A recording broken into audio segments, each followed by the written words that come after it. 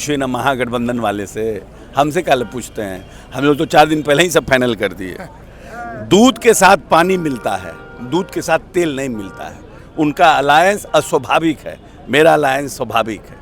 5 पांडव महाभारत में 5 पांडवे जीते थे, अभी भी 5 पांडवे जीतेंगे। पार्टी लड़ेगी, उसमें हम क्या लड़ेंगे, जनता लड़ेगी। जनता पार्टी एनडीए चुनाव लड़ेगी, तो उसमें अब एनडीए इस चुनाव को लड़ेगी। हाँ, ये ज़रूर है कि जो हम एनडीए को नेगेटिविटी में ले जा रहे थे, अब उतना प्लस होने वाला है। इसलिए अब जैसे चंदेश्वर चंद्रवंशी और मैं लड़ रहा था तो दोनों आदमी हार गए। अब दोनों आदमी एक जगह आ गए तो आंधी की तरह सब उड़ जाएगा। नमस्कार, आप देख रहे हैं न्यूज़ फॉर नेशन। और जहानाबाद में ऋतुराज ने नामांकन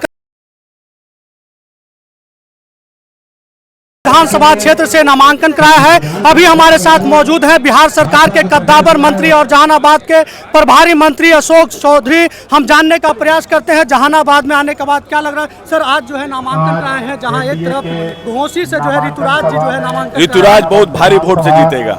नौजवान है और बहुत खुद भी बहुत सुलझा हुआ व्यक्तित्व है। मैं समझता हूं कि उसका अपना भी प्रभाव है और उनके पिताजी अरुण जी का भी प्रभाव है।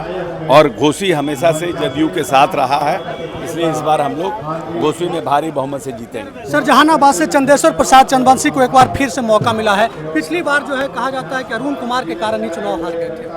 नहीं तो अरुण भैया भी तो साथी हो गए हैं ना, तो सब अब समीकरण को ठीक किया गया है। जब सत्यनारायण भगवान के पूजा में जब जनेऊ ओझरा जाता है तो 2-3 मिनट लगता है ना सुलझाने में। अब सब सुलझा दिया गया है। अभी जहानाबाद में एक को सीट नहीं लालटेन जीतेगा।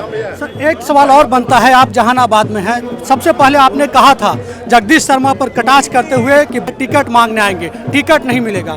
अब जो है वो राजद में चले गए हैं। कहीं चले, देखिए लड़ाई हमने कहा था किसी का विरोध पक्ष सिंबल तक होता है। नेता के पास जाना, बोलना इसको नहीं उसको दीजिए, इसको नहीं इसको दीजिए, लेकिन नेता ने जब सिंबल दे दिया तो पूरी पार्टी को एक साथ, उसको तो घुमा फिरा के लोगों ने दिखा दिया कि अशोक चौधरी भूमिहार विरोधी है, तब भूमिहार के खिलाफ बोलता है। मैंने कहा कि सिंबल जो है, विरोध सिंबल तक होता है। जब पार्टी ने सिंबल दे दिया, नेता ने सिंबल दे दिया, सब जात पात से ऊपर उठ करके उसके पीछे खड़े हो जाएंगे। बैकवर्ड फॉरवर्ड खत्म हो गया सर जहानाबाद में।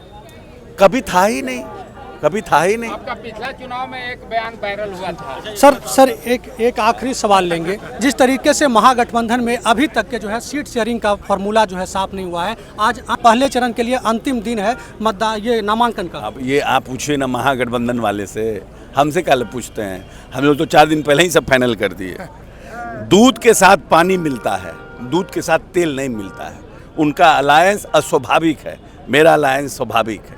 5 पांडव महाभारत में 5 पांडवे जीते थे, अभी भी 5 पांडवे जीतेगा। एक आखिरी सवाल लेंगे सर। यहाँ के एक नेता है चुन्नू शर्मा हम के, वो कहते हैं कि 5-5 करोड़ रुपया लेकर के जो है एनडीए टिकट बेची है। हम कई कार्यकर्ताओं के अरे सम्मान, आरोप लगाने का तो बहुत कुछ है ना। आरोप तो कुछ कोई कुछ बोल देगा, क्या करिएगा, बोलिएगा कुछ भी, कुछ किसी के बारे में चरित्र का हनन, करप्शन कोई कभी किसी के ऊपर भी लगा सकता है। और जितना आप देखिएगा स्मार्टफोन है, वही सब जर्नलिस्ट, सब यूट्यूबर, क्या करिएगा। कुछ का पक्ष भी होता है, उसका विपक्ष भी होता है। तो ये सोशल मीडिया का विपक्ष है। चुनाव में जन स्वराज को कहाँ देखते हैं? तो ये जो है अशोक चौधरी थे बिहार सरकार के कद्दावर मंत्री। इनका साफ कहना है कि जहां चंदेश्वर प्रसाद चंद्रवंशी जहानाबाद से चुनाव जीतेंगे, तो वहीं जो है ऋतुराज सिंह घोसी से चुनाव जीतकर विधानसभा पहुंचेंगे। महागठबंधन का जो मिलन है वो दूध और पानी का नहीं है, बल्कि जो है आप कह सकते हैं कि कुछ भी वहां स्पष्ट दिखाई भी नहीं दे रहा है। वही जो है यहाँ के स्थानीय नेता हैं चुन्नू शर्मा, उनके आरोप पर इन्होंने कहा कि आरोप कोई भी लगा सकता है, उसका कोई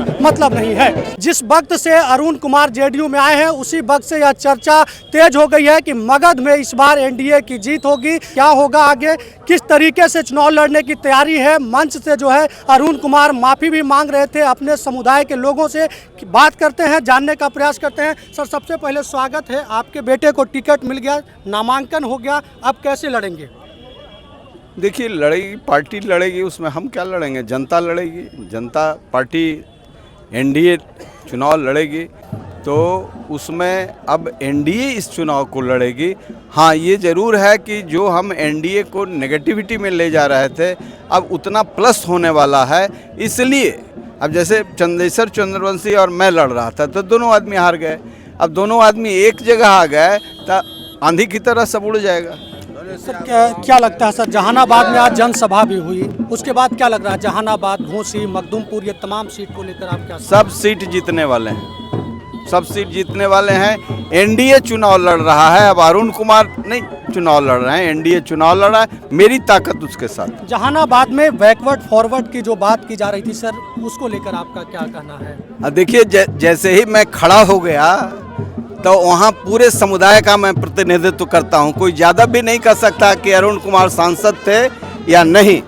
तब भी उनके घर पर गए तो कोई काम से इनकार किया।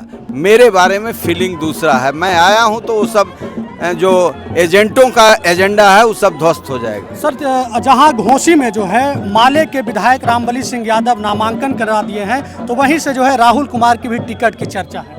अब जितने कुमार जितने माले लड़े उससे हमारे ऊपर क्या अंतर पड़ता है? आप टक्कर मानते हैं सर? आपके बेटे से किनका जो है टक्कर होना है?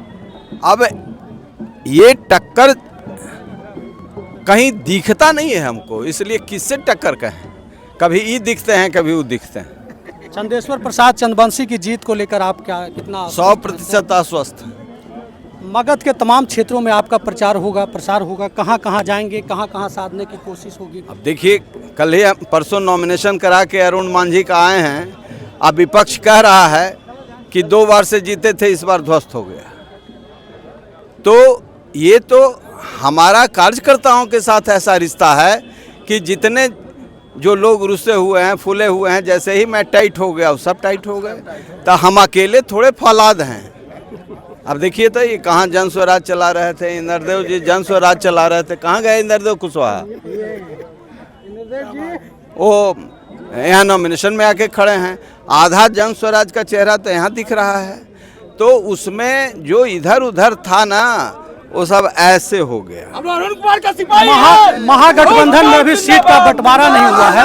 ऐसे जो है पिछले चुनाव में महागठबंधन का मजबूत दबदबा रहा था मगध के क्षेत्रों में, और जहां से ऋतुराज को चुनाव लड़ना है वहां तो जगदीश शर्मा का गढ़ कहा जाता है, शर्मा परिवार का गढ़ है। तो गढ़ था तो 2 बार हारे का है।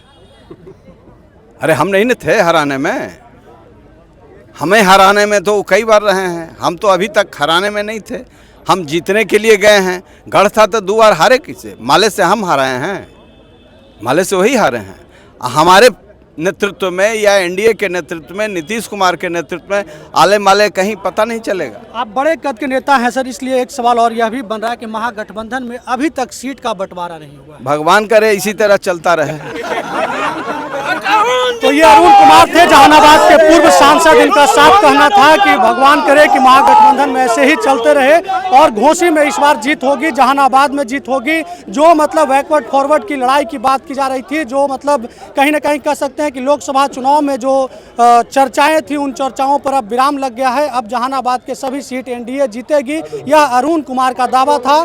बहरहाल देखना होगा कि चुनाव परिणाम क्या आते हैं, और जब चुनाव परिणाम आएंगे तो उसके नतीजे ही बताएंगे कि अरुण कुमार मगध के क्षेत्रों में महागठबंधन को कितना डैमेज दे पाए हैं। न्यूज़ 4 नेशन के लिए जहानाबाद से विक्रमादित्य कुमार की रिपोर्ट।